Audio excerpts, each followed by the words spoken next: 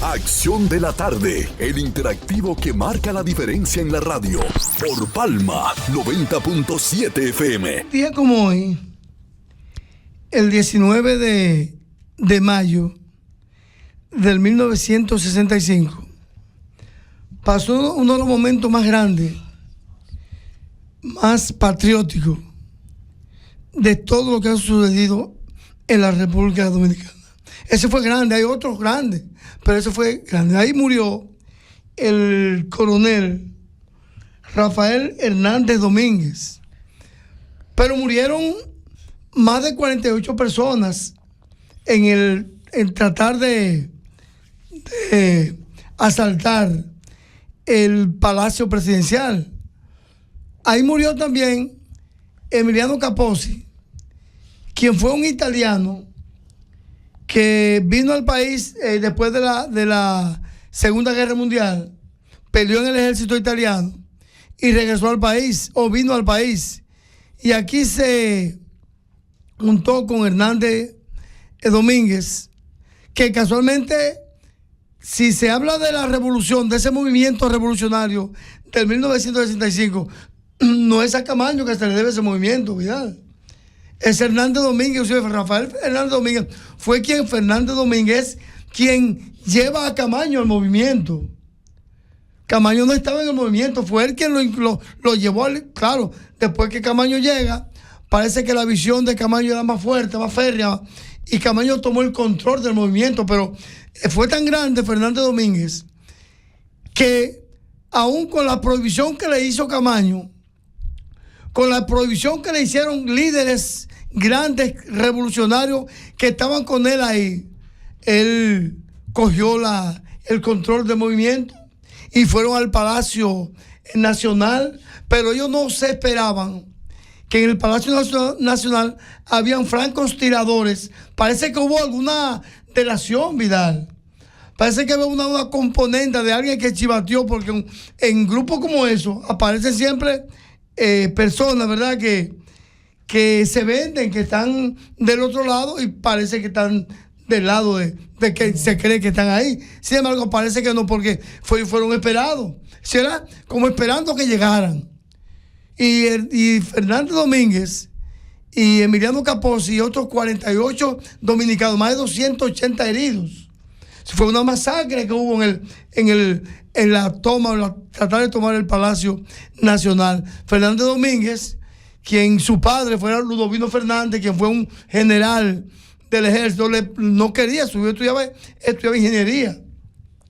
Y el padre no quería que se metiera al ejército, a las Fuerzas Armadas. Y él se metió a las Fuerzas Armadas, entró como raso.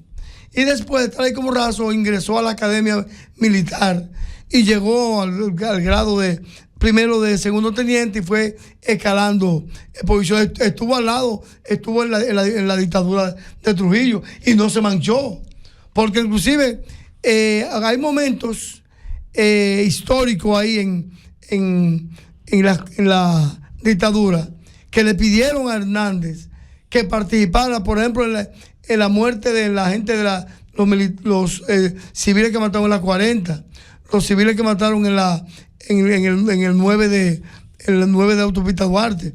Él se negó rotundamente a participar en esos crímenes y en otros tantos, y ocupó posiciones cimeras en el gobierno del dictador Trujillo y no se manchó.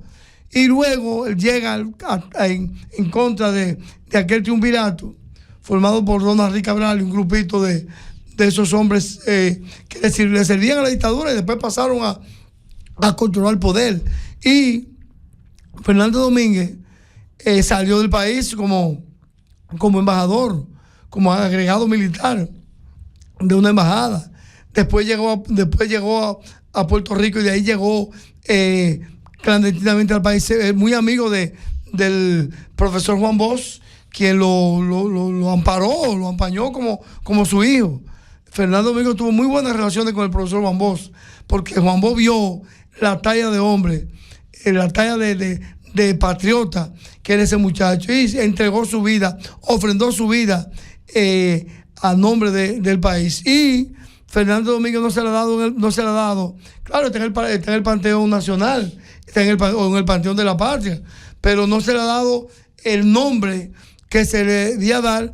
No vamos a decir al mismo nivel de Camaño, pero hay junto con Camaño, porque fue de los ideólogos de ese movimiento.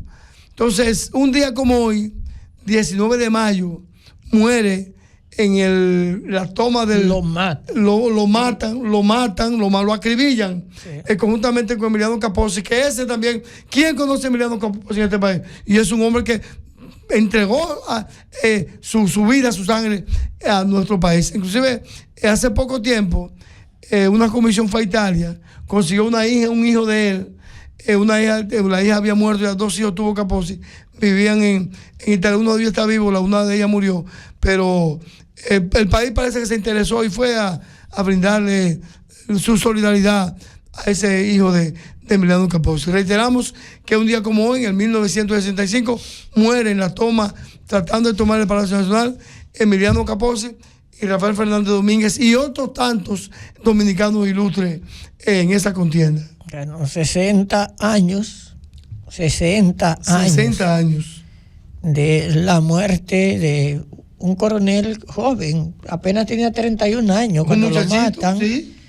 Y llegó a ostentar funciones relevantes en el país.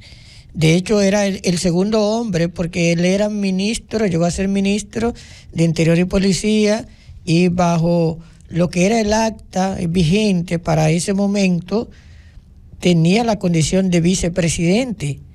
Y o sea, si fallecía el presidente, él era el presidente. Llegó a tener una posición cumbre en la parte educativa de las Fuerzas Armadas, y fue él el ideólogo del retorno a la constitucionalidad. Hace unos días yo leía y me conmovió la carta que él le envía desde Puerto Rico a su esposa, y que le dice que él sentía que tenía que regresar al país y que tenía unos contactos para hacerlo, porque él tenía un exilio. Sí, él tenía un exilio y hizo lo posible por regresar al país, porque él sabía que corría el riesgo de morir, pero él entendía que debía hacer el esfuerzo por la patria. Era un hombre honesto. En la comunicación tú percibes la honestidad que tenía, y aunque no menciona a Camaño, lo menciona por la función que Camaño llegó a desempeñar, y entendía que Camaño hacía lo correcto. Sin embargo, yo creo, Manuel Ovaliz, que tanto Fernández Domínguez, más rápido que Camaño, en 1965 asumió unos cálculos que desde el punto de vista táctico no eran los correctos, porque la inteligencia norteamericana tenía mucha información, aparte de que la otra parte dominicana, o sea, eran pocos los militares de alto rango que estaban con el movimiento constitucionalista. Sabemos que incluso Inver Barrera, declarado héroe nacional por el ajusticiamiento de Trujillo, estaba del lado contrario, que lo estaba Wessing. Y Camaño, unos años después, también viene a República Dominicana, intenta derrocar el gobierno de Joaquín Balaguer, y sabemos cuál fue el resultado. O sea, los dos grandes coroneles de Abril se perdieron. Y claro, que era su legado. En el caso de él, el Día del Soldado Dominicano es precisamente el día de su muerte, en conmemoración. Y el Congreso Nacional en 1999 lo declaró héroe nacional durante el gobierno de Leonel Fernández. Entiendo que la muerte de él y su participación en la gesta de Abril habla muy bien de su cosmovisión de lo que debía ser la República Dominicana.